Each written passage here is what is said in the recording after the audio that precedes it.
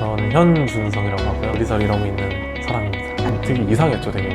이거 아닌데? 약간 되게 좀 이렇게 첫날에는 되게 전 별거 아니었는데 떡볶이를 하나 해서 손님한테 피드백을 받았는데 너무 맛있게 먹었다고. 흔히 한국 분들이 말하시는 되게 보링한 삶은 저는 되게 만족하면서 살고 안녕하세요. 캐나다에서 일하는 사람들의 이야기를 담고 있는 캐나다 인터뷰룸의 해치입니다. 오늘의 게스트는 캔티나 레스토랑에서 쿡으로 근무하고 계신 준성님을 모셨습니다. 안녕하세요. 와주셔서 감사합니다. 네, 간단한 자기소개 부탁드릴게요. 저는 현준성이라고 하고요. 캐나다 온 지 한 5년 차 된 요리사를 일하고 있는 사람입니다. 네, 처음에 혹시 캐나다 어떻게 오셨어요? 가족이 갑작스럽게 오게 돼서 네. 따라오게 됐어요. 그러면은 오늘 얘기해 주실 직업이 쿡이라고 하셨는데 혹시 어디서 어떤 업무를 하고 계신지 좀 간단하게 설명해 주실 수 있나요? 네, 이탈리안 레스토랑 다운타운에 있는 네. 이튼 센터 그리고 영앤킹에 있는 캔티나라는 레스토랑에서 셰프드 파티라는 포지션을 가지고 있고요. 요리하는 포지션이에요. 그러면 지금 일하고 계신 곳이 캔티나가 이탈리안 레스토랑이라고 나오더라고요. 아무래도 좀 전통에 가까운 이탈리안 레스토랑이에요. 처음에 이 직업을 선택하게 된 계기가 있나요? 별거 아니었는데 그냥 떡볶이 하나 일하고 있던 데서 떡볶이를 하나 해서 손님한테 피드백을 받았는데 너무 맛있게 먹었다고 그 말에 시작했어요. 그러면 요리도 아예 전공을 하고 일을 하게 되신 거예요? 아니요, 전공 안 했어요. 그냥 쿡으로 일을 하면서 경력도 쌓고 네. 지금 일하신 거예요? 네, 이제 처음에 주방을 들어갔을 때는 그냥 이제 남들이 다 하듯이 그냥 돈이 필요했던 학생이었고 그때 요리를 하겠다고 마음을 먹었을 때는 이미 경력이 쌓여 있었고 그래서 시작하기가 조금 더 수월했었어요. 지금 처음 여기 구하셨을 때는 어떻게 지원을 하셨었나요? 한인 주방 그런 데서 있었다 보니까 거기서도 이제 이런 레스토랑에서 일하시고 있는 셰프님들을 좀 두루두루 알게 돼서 그분들을 통해서 이렇게 들어가게 됐어요. 인터뷰 기억나는 질문이나 어떻게 진행됐었는지 그러니까 셰프 두 분 이렇게 앉아가지고 얘기를 하는데 그냥 이렇게 물어보더라고요. 여기서 뭘 원하냐, 이 직업에서 어떤 걸 달성을 하고 싶고 뭘 원하냐, 되게 형식적인 질문들. 하이어가 결정이 나고 나서 3가지 방침, 룰을 설명해 주더라고요. 그게 아직도 기억이 남는데 1번은 얼마나 바쁜지 상관없다. I don't care how busy we are. Eat every day. 밥은 맨날 먹어라, 챙겨 먹어라.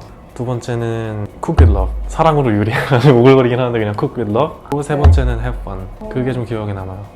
그럼 그 얘기 들었을 때 기분이 어떠셨나요? 좀 되게 이상했죠. 되게 이거 아닌데 약간 되게 좀 이렇게 첫날에는 되게 막 뛰어다녀야 되고 열심히 해야 되고 막 잘 보여야 되고 이러는데 그런 분위기가 아니라 즐겨라, 좀 재밌게 하자, 약간 이런 분위기여서 좀 놀랐죠. 아까 처음에 일을 하셨을 때는 한인 업주 밑에서 한인분들과 같이 일을 하셨고 지금은 여기 캐나다 현지 레스토랑, 이탈리안 레스토랑에서 일을 하잖아요. 그 두 개를 조금 비교했을 때 차이가 많이 나나요? 네, 저는 좀 차이가 나더라고요. 한인분들하고 일하시는 게 더 성향에 맞는 분들도 많이 계시겠지만 저는 개인적으로 다양한 인종과 다양한 백그라운드에서 온 사람들과 일을 하는 게 더 성향에 맞더라고요. 아무래도 한인분들은 선후배 관계, 어떤 그런 계급 관계가 조금 센 경향이 있고 아무래도 틀에 가둬놓으려고 하는 느낌을 저는 되게 많이 받았었어요. 계급이 없다는 건 아니지만 여기도 어느 정도의 계급은 있고 체계가 있지만 기본적으로 개인이 하는 워크플로우나 어떤 페이스를 존중해주고 그 사람들이 어떤 창의력, 틀에 가둬놓지 않으려고 하는 분위기가 저는 너무 좋더라고요. 지금 일을 하실 때 하루 일과가 어떻게 되나요? 레스토랑이 돌아가는 전체 시스템으로 본다면 아침에 오는 사람들은 이제 뭐 재료 손질에서부터 재료 선발 그다음에 스테이션 다 채워주고 그래서 이제 한 2시간, 3시간 정도를 그런 시간을 보내고 그게 끝나면 이제 손님들이 들어오기 시작하죠. 이제 그때부터는 프라이팬 돌리고 흔히 영화에서 보는 것처럼 프라이팬 막 불 막 나오고 몇 시간 있게 또 되다가 점심시간이 끝나면 다시 또 이제 재료 준비. 아침 조는 그렇게 끝나고요. 이제 저녁 조는 와서 또 작업 밀러뒀던 거 또 시작하고 다시 채우고 그거의 반복이죠. 그러면은 혹시 일하면서 뭐 주단위나 한 달 단위 아니면 뭐 분기별로 또 따로 하시는 업무도 있어요? 네, 인벤토리라고 레스토랑 특유의 재고 정리 같은 건데 이제 레스토랑 안에 있는 모든 재료를 다 꺼내서 무게를 재요. 그리고 기록을 하는. 근데 얼마나 자주요? 2주에 한 번이요. 2주에 한 번? 레스토랑마다 다르긴 해요. 어떤 곳은 한 달에 한 번 하기도 하고 저희 같은 경우는 2주에 한 번 따로 역할을 분담해서 저는 이제 어디 무게를 다 재고 이 친구는 어디 재료를 다 재고 이제 부주방장은 또 저기 뒤에 가서 어디 재료를 재고 이제 그런 역할 분담을 나누는 것 뿐이지 기본적으로 그날 하루는 이제 이거 한다고 생각하는 거죠. 이 일에 가장 본인이 느끼기 매력은 뭘까요? 재밌죠. 아무래도 재밌고 손님들이 맛있게 먹고 즐기는 모습을 보면 이제 힘이 나죠. 그 맛으로 하는 거죠. 지금 일하고 계신 회사의 뭐 급여가 어떻게 되는지 먼저. 급여를 밝혀야 되나요? 네. 저는 상관이 없지만 어딜 가는 이제 시급은 바뀌는 거고 네. 미니멈보다는 훨씬 더 많이 받고 있어요. 처음 시작할 때도 그렇게 많이 받으셨었나요? 아니요, 처음 시작할 때 미니멈을 받았죠. 지금은 좀 많이 뛴 상태고요.